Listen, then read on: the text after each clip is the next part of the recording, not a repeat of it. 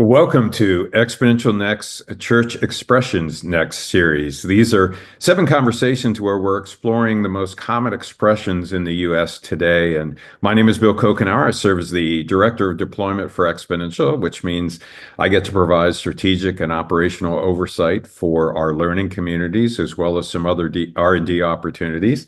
And I also get to work with Carrie Williams, the Executive Director of Exponential Next, with these Church Expressions Next. And today we want to explore what we're calling network church planting. Now, it's an innovative approach that can look like the prevailing model church, but they are very different. And my guest today is Jason Shepperd, the founder and leader of Church Project in the Woodlands area of Houston. Welcome, Jason. Good to have you with us. Hey, Bill, it's always good when I get to hang out with you. It is good. I know. I was actually kind of excited that we had this opportunity to get to talk today. Some questions I will know the answer to. Some of them I might not. So, Good. hey, before we get started, maybe just a little bit of background on you and your family, and just kind of stage of life and. Yeah. Well, hey, thanks for having me. Thanks for inviting me. And I love all things exponential. And I don't know, I've been doing a lot of stuff with you guys for years now, and Yep. I'm grateful for that. I'm grateful for all the Well, work that y'all are I doing. realized this T-shirt I got from you. Oh, okay. Was it? Yeah, that's a Tyler T-shirt. All Oh, right. good. Yeah. Yeah. Good. Yeah, man. Well, Tyler, that's a segue into I grew up in a smaller, mid-sized East Texas town called Tyler, Texas, just about 80 miles east of Dallas. And never thought I'd leave there, sort of being groomed to stay and take over some family stuff. And then, God called me to the church world. I didn't intend to keep doing the church that I'd grown up in, but I didn't know what to do next. And that began a long journey for me. Um, my wife is Brooke, and we have 7 children, and only one left at home, one in college, and the rest are out and about in the world. And so, yeah, it's a pretty fun stage of life, actually, where I am. I'm 51, and I'm not old, but I'm not young for sure.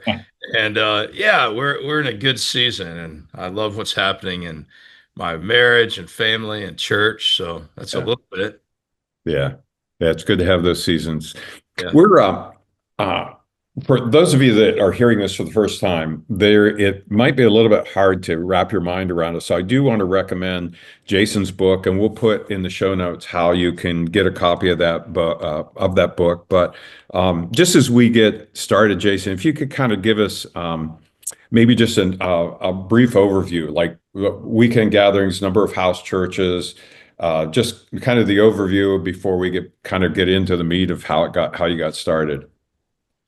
Yeah. Well, you mean where things are now? Yeah, yeah. Where things are now. What if someone were to come to Church Project? What would they experience? What would that look like? Yeah, well, we are a church of house churches. And that means we have Sunday gatherings because the early church did and Jesus did. They follow his example. We have house churches. We're completely decentralized into house churches. If you come on a Sunday, there's no phone number on our building. There's no name on our sign. There's no receptionist in the foyer throughout the week. And so we do have a building just because it was economical for us to do it. We share it with ministries all week long, and we steward it by renting it out. We're like a venue. I tell our church, if you come to our church on a Sunday, you may hear me say we borrow our building from ourselves on a Sunday, and then we share it throughout the week. So we're a church of house churches. So we have Sunday gatherings. We may have, 3, 4, 5,000 people here on a weekend. We have planted churches even regionally here, and so we'll cut off some house churches and send them. So now, right here, we'll have around 75 house churches right now, and about 30 by the summer, into the summer of birthing. We have 35 or 40 that are 3 times as big as they need to be, and so we've been getting them ready to grow. So we'll cut churches off, plant them, and start another church. So we'll shrink and grow and shrink and grow, and then we do ministries all across our city. That's what we spend our money and our time doing, and we plant a lot of churches. Yeah, I think one of the things that I like about what you're doing is you've been doing this from the beginning. So if you hear some of the numbers of Church Project right now, and that feels inaccessible because of the size or whatever, they've actually been doing this from the very beginning. And I want to go back to that beginning. In your book, you say We wanted to see if a church could be planted and disciples be made while only relying on believers who became passionate about Jesus, deeply loved one another, and believed in this type of gathering expression enough to invite their friends and neighbors into this community. And that was it. So that, yeah, talk about how you got started. Like, because it really is a very unique approach. You know, we're a hybrid. And we've talked with you guys a lot about that. We're a little bit of both, right? We're, as far as my great friends in the micro church world or the house church world, we have a lot of those characteristics. And we have some of the characteristics of a prevailing model church, but we are neither and we are both. Um, and I know that we're very different from a prevailing model church, even though some people may, just from first glance, cosmetically or topically look on the outside and say it's the same. I know we're different because I was in it deeply for a long time, and it's very different. All the people who work with me primarily came from that world. They know it's different. People who are part of this know it's very different. So, yeah, I mean, this started out of not a model. I didn't see a model to follow. It started out of a deep conviction. Um, I prayed a prayer in my truck in college when I felt like God was calling me to devote my life toward the local church all of my life because I was headed, pre-med was my goal. Who knows if I would have made that. But between my junior and senior year, I was getting really ready to make some big decisions about that. I've been working in churches since the day I graduated high school. I prayed a prayer. I said, God, if you're wanting me to be a part of the local church, help me be a part of what you originally intended for it to be. That began a long journey for me of a lot of study, a lot of prayer, a lot of consideration. I mean, I've traveled to around 40 countries, primarily to study the local church. I did doctoral work in ecclesiology. I I had never heard of that word, even through my master's degree in seminary. I'm like, I want to learn more. I need to study. So I need somebody to tell me, are there second century writings, third and fourth century writings? Well, how did it begin in scripture? What happened? What was the continuation of that? Where did we get off base? And so after all these things and during these things, I just started Church Project with a little bit of clarity, and we haven't changed. I wanted to, in fact, I wrote in my first book, I didn't know if we would have 40 people or 400 or 4,000. And it's pretty wild that those numbers, I don't know if Yeah, they were prophetic. Actually, for me, they were just fairly alliterated or whatever the word would be. But I mean, we started with 40 people. yeah, And I wanted to see, hey, if it worked in the Bible where they had no phones and no emails, like, can we do that now? I was just so sick of the way that everybody was doing yeah, it, billboards and marketing. And I guess I'm not saying that's wrong for everybody. I just didn't want to do it. And so I yeah. wanted to see if people could get passionate enough to bring people here. And could we build a church off of passionate people who were united around this? And your first location was a warehouse, if I remember correctly. Yeah, I mean, I just Not needed. exactly the attractive venue that Well, I had lived in this community for many years by that time, and I had no idea this little warehouse district existed. I mean, there's no signage; it was super hidden. I didn't want a building to be in every week. I just needed a place for a couple of hours. I looked at an outdoor little amphitheater. It actually was too expensive. I didn't have any money. Everything was too expensive. I looked at a gym, the county library. I looked at 12 places, and we tried to get a couple. Didn't work. And then, some people I put around me were like, Jason, there's an old, why don't you rent something? So I started looking for something, found an old warehouse, and I loved it because it was completely antithetical to anything. It was not location, location, location. There was no visibility. It had no markings of a church at all. And we wouldn't put any markings of a church on a building. And so, yeah, it was pretty cool. Yeah, so you were going all in on just what I read there from your book, people who were passionate about Jesus and would be discipled and would invite their friends. And so you started with 40 people, and then did you start immediately with house churches out of that? Yeah. So I had four little meetings. I had three guys that I found. I did not know them before this, but the way the Lord works, I had like a 4 month gap between what I had been doing before. I went underground. I prayed. Uh, I planned. I had no plans before this. I hadn't been planning on it, on this timing. And God brought into my life two or three guys who had never been a part of this before. And I don't know that they were really convicted about it. They're not a part of anything like this now. But they were willing to work with me, and that was good. So I said, hey, let's invite some people to join us, but we can't invite anybody from the last place where we were as far as the church world goes. Yeah. And so, yeah, we gathered. I knew about five of the 40 people. And I just had four meetings, and I said, "This is what I think we're going to go after. These are my biblical convictions. Love for you to join me." And so, no, 40 people started Church Project, and then we immediately gathered into two house churches. So we said, "Here's a house church on the east side of the interstate, a house church on the west side of the interstate," and uh, and then I just started going back and forth and trying to teach people as I was learning myself what this was about. So would you say the growth or the opening of people coming into Church Project was through the house church? Like, is that where people were initially engaging with Church Project? I like to say we don't have a front door. We just want to make sure that everybody walks through one of our doors with someone. And so, some people come to our church now and did then uh, by a one-on-one discipleship relationship. We're very intentional about that here. So some people start their connection to our church through that. Some people start their connection to our church through serving, like, hey, would you like to come with me and welcome prisoners off the bus in downtown Houston this week? Yeah, Mhm. I'll do that. And so that's a connection to church. That really works for unchurched or dechurched people. Some people, their first door is house church. Like, hey, you're my neighbor, you're my friend, whatever. Would you like to come to house church with me? And then some people, it is Sunday gathering. But whatever it is, you're likely walking through that door with someone. Yeah. And because you're not going to find out about our church on a billboard or through a mailer. I mean, we have all the technology right now to geofence everything and invite anybody who Googles any keyword that we want. But we've chosen not to do that. Again, I'm not criticizing people who do. For me, it's still an ongoing experiment. I know our church is healthy if our people are being evangelistic and bringing people into one-on-one house church ministry or Sundays. I won't know that if my marketing is doing that work for me. Yeah.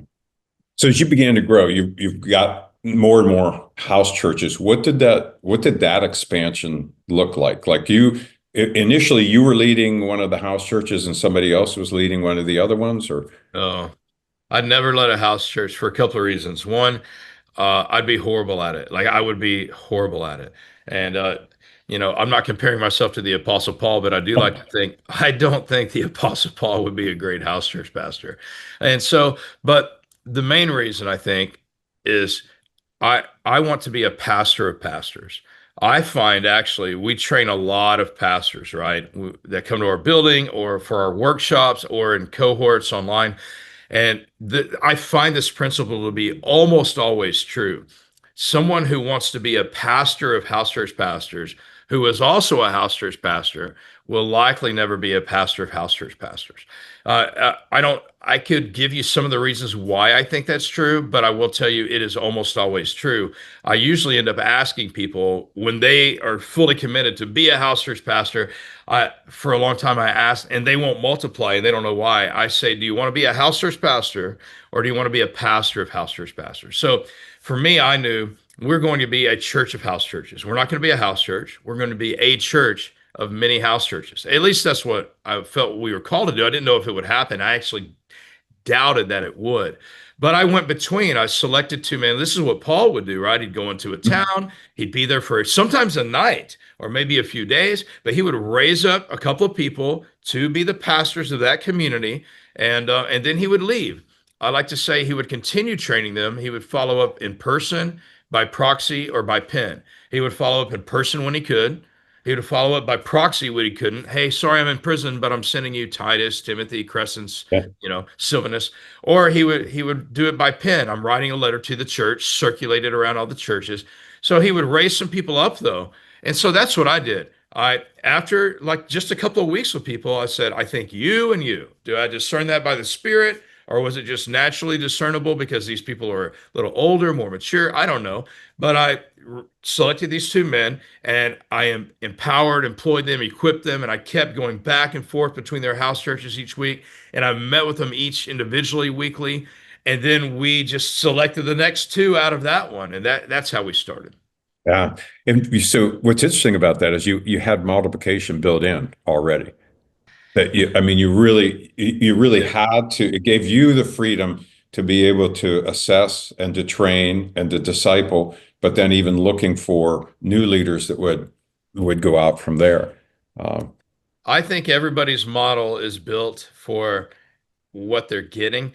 I do believe everybody's model can and needs to become healthier and improve. Like Paul told Titus, straighten out what's unfinished, right? But Paul had set up a model, an approach, and it's what he did. But he knew, hey, this is going to keep needing to be straightened out and keep needing to be finished. And so, um, yeah, we have plenty of things that we have to straighten out that we need to make healthy. And we have to keep adjusting things, but not our model. Our model started from the very beginning. We are a church of house churches. My job is to raise up, equip, identify, empower, these people to do the pastoring. That's why it's not built on me. I mean, this past Sunday night, we had our, you know, pre-summer party for our house church leadership. And that's like 300 people get together. And all we did, we had a party, like no speeches. I just stood up. One other guy stood up and we just said about 60 seconds each. We love you. You're awesome. Thank you. Have a great party. Um, like these people are pastoring our people. So I mean, I pastor some individuals in our church, but rarely. I did a funeral yesterday. It's the first one I've done in a couple of years. I just hmm. knew these people well. And so our house church pastors are pastoring all the people. So we pastor the house church pastors. Our house church pastors pastor the people. Yeah. Yeah. I think that's the significant piece there. In your growth, though, you get to a point though where you got a number of house churches where you no longer can be the pastor of those house church pastors. So what was the next step at that point? That I think was our biggest transition in our church. Hmm. Um, and where we took it was the longest learning curve, therefore had the greatest pain points, um, and so I pastored all of our house church pastors personally until we got to about 15 house churches. And so we had two house I would pastor these guys every week in between. And then I started every individual house church pastor I met with personally once a month. And then collectively we met once a month. And I was still visiting in between the house churches myself. And so when we got to about 15, I knew I'm at my saturation point with 15 house church pastors. I can't pastor them well beyond this. And I have other things we're doing too. Ministries in our city. Our Sunday gatherings require very little of our time. So that wasn't the point. But I just knew, okay, some administrative things. So we employed another pastor to pastor our house church pastors. It didn't go well. He didn't do it. We employed another person after that to do it. He didn't do it. Are these people for coming in from the outside? They were, and that was part of the problem. Okay. Yeah, because they had experience at really large churches, and they had uh, disgust, if you will, with the types of places they were in. They were ready to leave, but they did not have our culture, and we didn't have enough culture yet to really. There's no book. There was no history. We were still growing, and so until our culture got real set, it was really hard to teach. So all the conversations through interviews and all that I thought I had done well, they it didn't produce enough. And so we don't make those mistakes again. But we had two guys to do it, didn't work. Then we had someone from within out of the business world come and helped us, and we got to a different structure. That didn't work so well, but we took the beginning of that structure and now we built on it. And now our structure is I mean, I hate to say perfect, Bill, but it's very close to it because it's sustainable, it's simple, and it's scalable to infinity. It's working better than when I was doing it myself. It's just I mean, we could scale to 20,000 people with that structure of people in house churches. And Yeah. so, yeah. But I think that's a really significant point. And I don't know that I've thought about it this way before, but when you got to the 15 and you know that you're at capacity and you've got to do something, I can imagine a lot of people that begin to move in this direction, and they get to that point. What advice would you have for them from those pain points, from what you've learned? What advice would you have for someone who now, whether it's, 8 or 10 or 12 or 15, whatever it is, they know that they're at capacity. They've got to raise up other leaders now to pastor the pastors. What advice would you give them? Yeah, I hate to say it's a great question, and it's one I'm still obviously working on the answers for. But I hate to say never hire anyone from the outside, of course. Yeah. We've rarely had to do that, but there are a few strategic things we've had to hire for. But when it comes to something like this, I would I would work as hard as you can to find somebody as close as you can from the inside and raise them up to do it, especially early on. Mm, Um, like while you're forming your culture, I would say don't hire from the outside. Later, you may be able to. Like our culture now, in fact, we had an all-team meeting yesterday, and I said, when a culture is really strong is when it has outrun the founder of the culture. Like, for example, if I try to change our culture here now, I yeah. couldn't. The culture is stronger than the founder, and it's been that way for years. But early on, until the culture is stronger than the founder, or until the culture is stronger than the people you could hire, I don't like to hire people to set culture, I guess would be the point. And Yeah. so until your culture is set, don't hire from outside of your culture. Yeah. That's good. So you're obviously your view of the priesthood of all believers is I don't want to say, well, it's interesting. I've never heard a pastor say they didn't believe in the priesthood of all believers, but Right. it just seems like so much of what we do works against that. But yeah, yeah, talk a little bit about that, about your understanding of what that means and why you would, look to so many pastors, 300 now or more of house church pastors, why you would lean into that. What did your study of the scripture share there? Well, I'll clarify a number. We don't have 300 house church pastors here. That would be host and spouses and all of Yeah. that. Um, I think the church has been horrible stewards of two primary things, spiritual gifts and space, like Mm, buildings. And um, I have a real passion about space because we're in physical bodies here. We're always in a place. I think we misused it. Um, the old covenant, right? There is sacred place and sacred priest. That's the old covenant.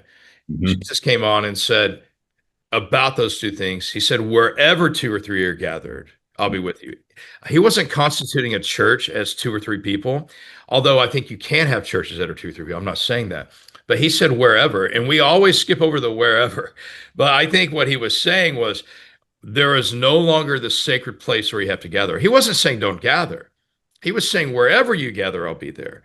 So sacred place and sacred priest. Now Jesus comes on the scene and says, you're a royal priesthood. I mean, these words, wherever you gather, whoa, we don't need a tabernacle, temple, synagogue. That would have blown their minds. And you're a royal priesthood. Whoa, me? I mean, it flies in our face a little bit today, right? When somebody says you're a priest, but back then it would have been way more. And so I believe this, that we have robbed the church for millennia of in the stewardship of spiritual gifts. I like to say I believe spiritual gifts are primarily meant for smaller spaces, not stages. So, spiritual gifts, I think, are primarily meant for the smaller spaces, not the stages. When Paul was writing about the exercise of spiritual gifts, he was writing then to a house church, or maybe by the time he wrote Galatians or Corinthians, they were a collection, a connected collection of house churches, which is why we're using this phrase network here. We are a church of house churches. We are a network of aligned yet semi-autonomous churches. And so Paul was writing about those spiritual gifts to small spaces. But we've taken that away and we put it on the stages. I'm not saying you don't need spiritual gifts for stages, and I'm not saying stages are bad. They're not. But what we've done is we've kept most of the spiritual gifts in the seats. We've kept a few on the stages, or we create more spaces for more spiritual gifts. Like we have all these programs to run, or medium-sized stages, or different stages, so that people can use spiritual gifts on stages. But I love seeing spiritual gifts exercised in smaller spaces like house churches. And so, yeah, I mean, we're really getting back to, my podcast is called Rethink and Return. Like in rethinking this, I wanted to return to the scripture. We're doing Yeah. a lot of rethinking in the world today, deconstructing whatever, but let's get back to the word. And at least this is how I see it. Yeah. And you know that I'm passionate about that. I believe that it's an amazing scheme of Satan to take the vast majority of Christ followers and say, your job is to sit in the stands, put some money in the plate when it goes by, and volunteer in the concession stand from time to time. I mean, you're not separating them from the church, but you're Yeah. just valuing all of those gifts. But your comment too about them for small spaces, I think is so. How do you identify, train, and equip house church pastors? Like, what do you? I mean, you've got a lot of experience there. What advice would you give people for identifying and training and discipling house church pastors? You know, there is a tension that is always held. These are the two primary tensions, quality and speed. And these are the two things that we're always wrestling with. I'll give you one house church that has 35 adults and 25 kids in it. Um, a high quality house church pastor, incredible pastor. Now, again, he's an engineer at a local oil and gas firm by day, but he's a pastor. The house church is too big. He can't pastor all these people by himself really well and have a healthy marriage and a healthy, family and job. So we have needed to multiply that house church. Yet there's no one in his house church that we feel like is ready. Now we have 35 of those right now. Um, in the past, we focus more on speed. Like, hey, we need this house church is too big. Let's take the we would circumvent our principles a little bit for Uh-huh. speed. And so these are the tensions that we now today are still wrestling in and always have. And so generally when you have a very high quality, like we've trained them really well, house church pastor, their house church is going to grow because people are loving each other. They're doing what Jesus told us to do. We're forgiving each other, serving each other, meeting each other's needs, helping each other grow in our faith. There's nothing like the local church. There's nothing like it. A diverse discipleship community committed to one another, there's nothing like it in the world. And so when one of those is really clicking, uh, that's going to grow. Now, the house church pastor may not be great at development of another house church pastor. So he's a high quality pastor, but he's not raising someone up really quickly. And so now, we have processes now that we're continuing to improve. We know how to identify because we're looking for the qualities. Paul told Timothy, you know all about my life, my teaching, my doctrine, my way of life. So we like to say it's the book of Numbers. So and so begat so and so, and so every house church comes from within an existing house church, and every house church pastor comes from within an existing house church. When we, for speed, have gone around that principle, we've regretted it pretty quickly. And so, when somebody, for example, real story, man comes to our church, hey, I'm a big senior leader at this biggest global company, really close to us. Man, that's awesome. We led at this church in this state. Oh, I know of that church. Great church. We'd love to serve here. What do I do? Go to a house church. Oh, great. Thank you. But I'm telling you, like, I want to lead. I'm ready to serve. I've been doing all these things. I'm like, man, Yeah. that's awesome. Thank you for serving the kingdom in that way. I'm so glad you're here. go to a house church. He's like, I don't think you understand. I'm ready to serve. And I said, I want to make sure you understand. I don't know you. I don't know if you're going to be committed to a local community of a house church. I don't know if you're going to regularly be there. I don't know if you interrupt people when they speak. I don't know if you listen. I don't know if you're gentle. I don't know a lot about you. So I'm glad you led this great program at this other great church, but we're not like that here. So if you want to serve here, go humble yourself and be led and live together in a community. And I'm going to watch you because I want nothing more than if you're called to be a house church pastor, I want you to be a house church pastor. But it's wrong of me to do that before I have confidence. And so that's how we work here. But now, from our structure that I told you, it was good with me. We got it wrong for a while and then we got it right. Every house church pastor is meeting with an individual pastor. I say every pastor needs a pastor. So they're meeting with an individual pastor. We have pastors or coaches who will coach, depending upon their time available, 5 to 10 house church pastors. And they're asking them 3 questions every time they have a one-on-one. They're having a lunch together, one-on-one. Let's talk about you.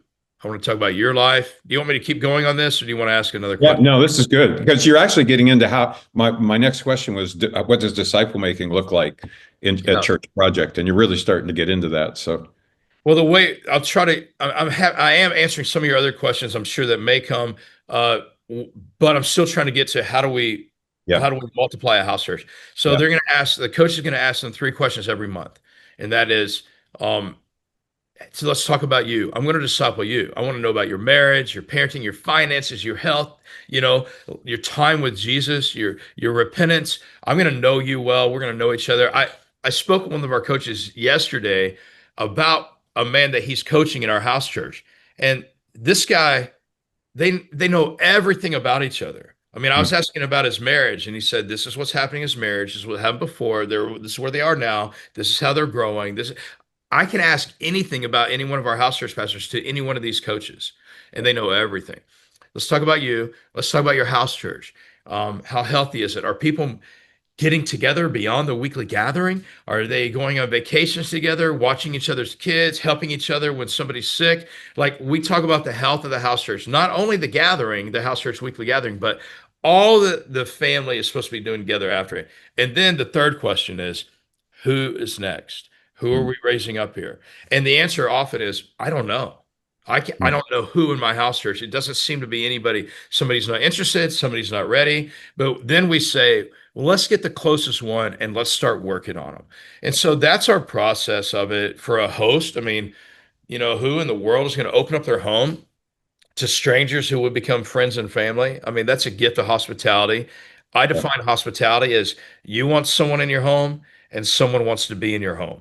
Like if you want people in your home, and people want to be in your home, you probably have the gift of hospitality. I know people who want people in their home, and I don't want to be in their home. It's dirty, it's dark, it's, Yeah. depressing. Or, if you don't want anybody in your home, you may not have the gift of hospitality. So anyway, yeah, that's what we're doing, Bill. Yeah. I want to touch on too your theology of space because I think that's significant because you were in the warehouse and if I remember correctly, then a furniture store before you're at your current location. But you've had a similar theology of space and what that means and just even the economics of it. Could you talk a little bit about that? Yeah.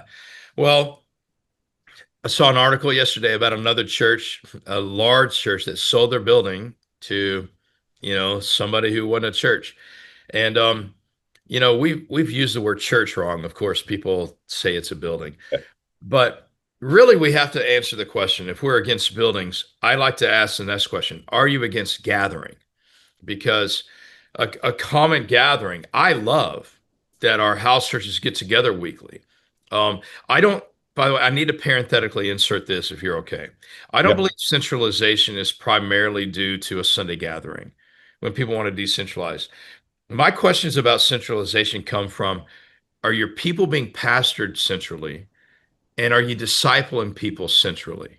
So most churches are discipling people through programs and Yeah. they're pastoring people through staff. Yeah. So I think you can be a decentralized church and have a Sunday gathering.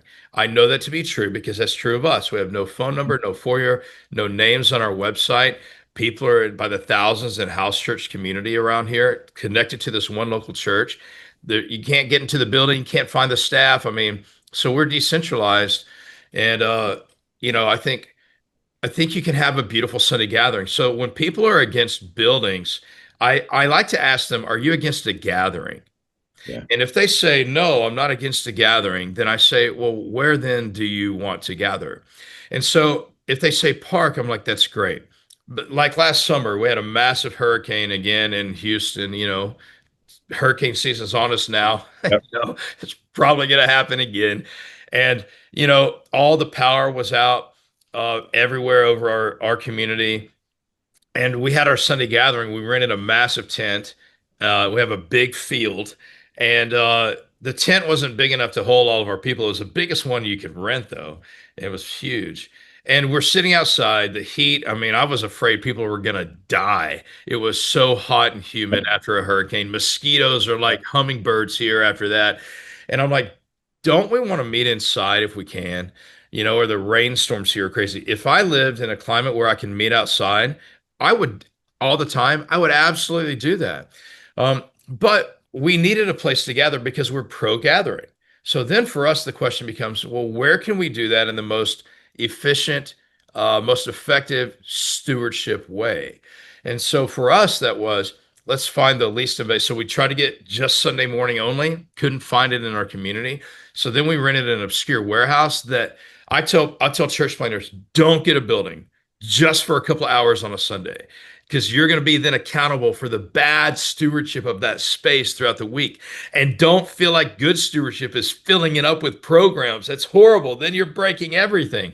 So don't get a building unless you're going to share it with ministries in your city all throughout the week. And then you're going to steward it by renting it out. Like we rent out our building. We're like a venue. Like we use it for church things, and we share it with ministries. Like gospel centered ministries can use this for free. Now if they have like a massive, going to use 50,000 square feet gala, they got to pay us something, but it's way less than they would pay somewhere else. But normal operations for ministries, you can use this for free whenever you want to. I mean, people do. It's used all the time, multiple times at a time by multiple organizations. But then we rent it out too. Like we'll have companies come in and use it. Like an Olympic gold medalist, I think this weekend I heard is having a massive event in our building. You can't rent your building out if you got Noah's Ark on the wall. But we don't need Noah's Ark on the wall because it's just a building. And so I like to say this: space is not sacred, but sacred things happen in space. And so space is not sacred. And I believe every church and every person has a theology of space. So we teach our people a theology of space by having phraseology that contains doctrine. And our phraseology is space is not sacred. We're not in the old covenant. We're not in temple, tabernacle, synagogue covenant. Space is not sacred, but sacred things happen in space. So we have very sacred things happen in this space. They also happen in houses all across our city, but they happen here on Sundays. And then we have a monthly corporate prayer thing here, and we'll do other things. But space is not sacred, but sacred things happen in space. With that theology of space, man, we share it all the time, and we rent it out, man. And Yeah. our goal is mortgage neutrality. Sometimes we're there. We have leases, we have rentals, and if it's all working right, and it often is, we're there. Sometimes it's not completely hitting our mortgage neutrality, but I can tell you what, it's pretty close. And what I love is I'm not sitting around worrying, how am I going to pay our staff? Yeah. Because I have one-fourth the size staff another church our size has, because our pastors are lay pastors in house churches. And I'm not worried about how am I going to pay for my building, because the building is helping mostly pay for itself. And so it's the way to go, man. Yeah. You know, I really do think that is a way to go for churches. And there are a couple things. First of all, I think sometimes micro expressions, people look at that and go, well, you don't gather. Now, every network of micro expressions that I know of that's healthy has a centralized gathering. There's a purpose in that. There's something about the body of Christ coming together worshiping together. It's, becomes what's the role of that? If that's the end game You're and right. the core, that's where I think it can go wrong. What I love about your theology of space too is oftentimes, and I used to be involved in in the industry where we designed and built facilities for Yeah. churches. And years ago, it was more like you were creating an island and asking people to make the missional journey to Yeah. that island, Yeah. where the way your theology of space and you're actually inviting the city to use the space throughout the week. So you have co-working space. You have I know a special needs school that didn't have And a a part clinic. that meets there, and the opportunity there. I think that's even more significant than the fact that you get your building paid for. That's Yeah. I Uh, just because it becomes you're building the location becomes part of the fabric of the community. It's not some island out there you're inviting people to come to once a week. I think that's beautiful. So yesterday we have a meeting, and then after, like at the end of our meeting, somebody told me who oversees all of our rentals. She said, "Hey, right when our meeting is scheduled to end, there our gym is rented by some group in the community, and so you may hear some interference." I said, "Hey, thanks for letting me know." So sure enough, basketballs are going, and it's a group of people who are not connected to our church or likely any church, but they're coming here. I go outside, our fields have soccer teams on them. When I leave, at the end of the day yesterday, uh, there are people in art coming into this space all the time, and they ask this question: "What is this place?" you know and but there's very little evidence on our walls or on our signs. They could find it if they want to look, but a lot of times people get in here. We had a guy Sunday morning come. We have a couple of coffee shops in the city that it's just a separate organization, uh but they run it here on Sunday mornings, and I don't want to be in the doing coffee, so they do it. We partner with people. This guy pulls up and it was funny the description they made of him, but he walked in and he was like, "Oh, this coffee shop's really busy." And then he ends up finding out later, he's like, "Oh, this is a church?" And people are like, "No, a church is meeting here right now, but it's, a lot of things." And he ends up coming later to one of the gatherings that we had on Sunday just because he knew about our coffee shop and didn't know there was a church attached to this building. It's cool. And it is a great coffee shop. I've had a oat Thank milk dirty chai that you. is my favorite there. That's Yeah, good. I have one more question before we end, and it's a fairly significant question. I think you started this way right from the beginning, and you know worked out a lot of things along the way. But what advice would you have to a pastor of a prevailing model church who begins to see this and they're like, yeah, you know what? As I study the scriptures, if I set aside kind of a way of ecclesiology as being the way of doing things, and I look to the scriptures and I'm starting to see that, yeah, what Jason's talking about, what I read about in his book, I think is right. What advice would you have for that pastor to begin to move in this direction? Because it's one thing to start from scratch. It's another thing to transition. Yeah, both are very hard. I think whoever's on the other side thinks their side is harder. I mean, Yeah.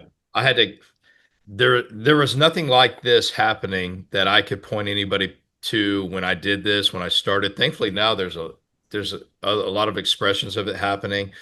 And so I had to, you know, convince people. It took years before he had any growth to even get a seed planted.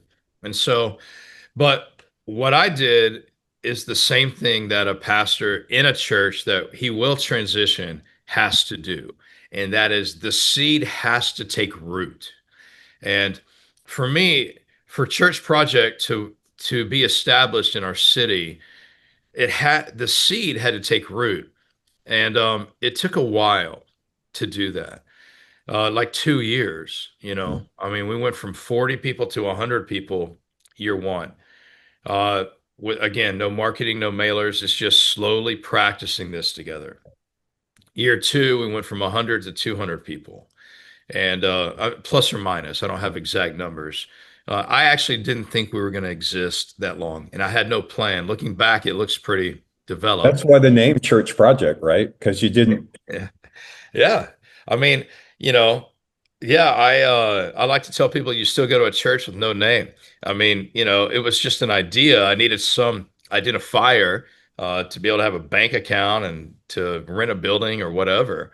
And so, yeah, I didn't think it would continue to exist, but I wanted to give it all I had.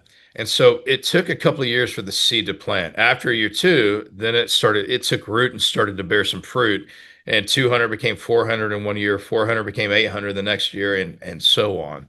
And so, um, I would tell a pastor in an existing church, well, look, you have some things going for you. You have people. I didn't.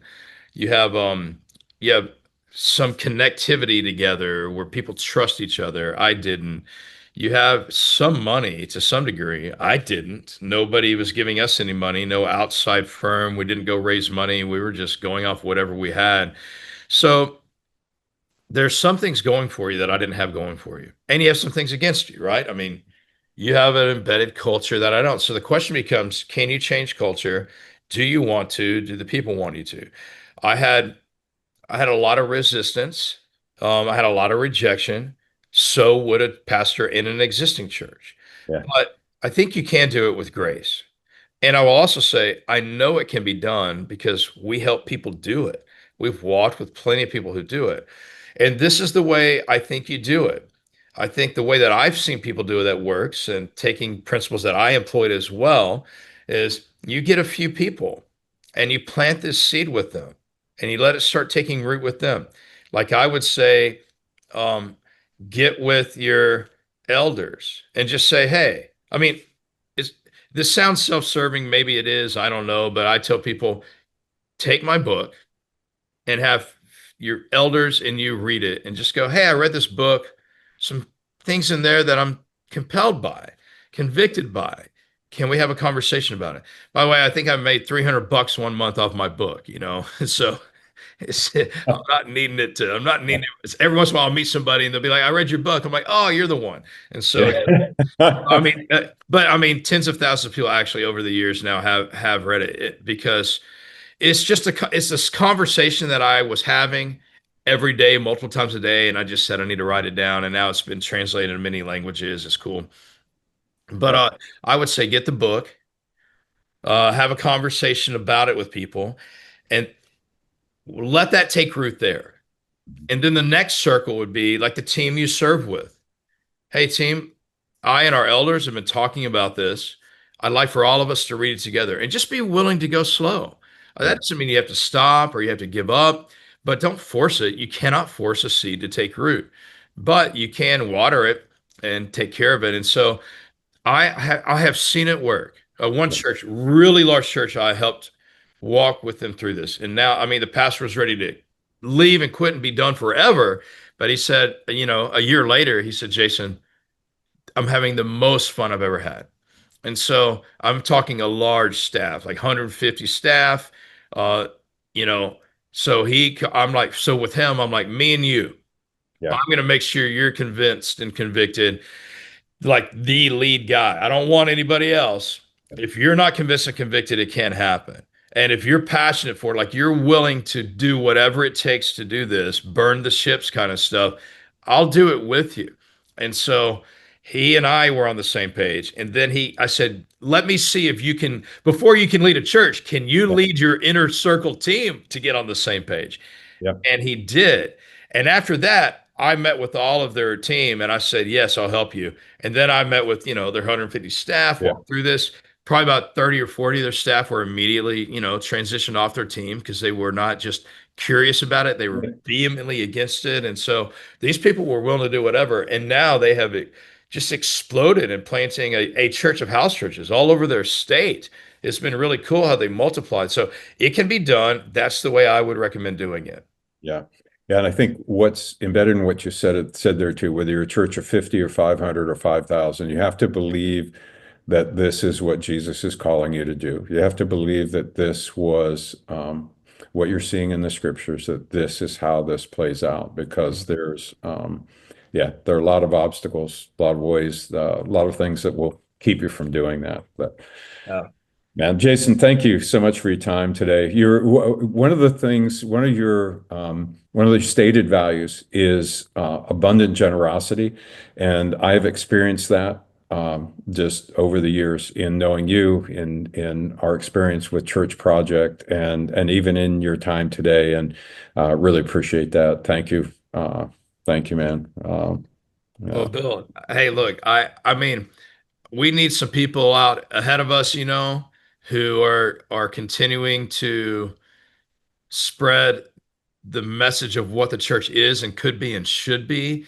yeah, And I'm doing it here with whatever God's given me as much as I can. But you guys at Exponential are doing that in such a unique way.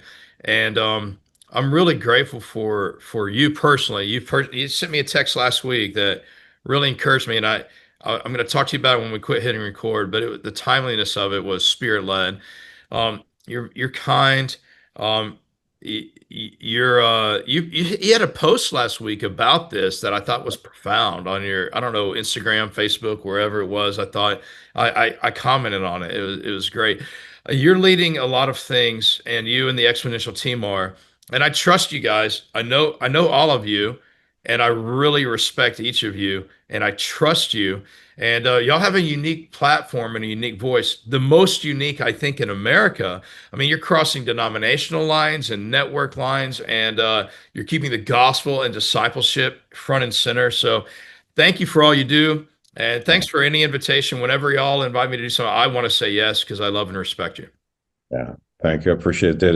It's an honor to partner with you, and thank you all for joining us today. This is another one of a seven-part series that we're taking kind of a deeper dive into some church expressions, and we look forward to seeing you again next time. We will have links for how to get Jason's book and how to reach Church Project as well. So thank you.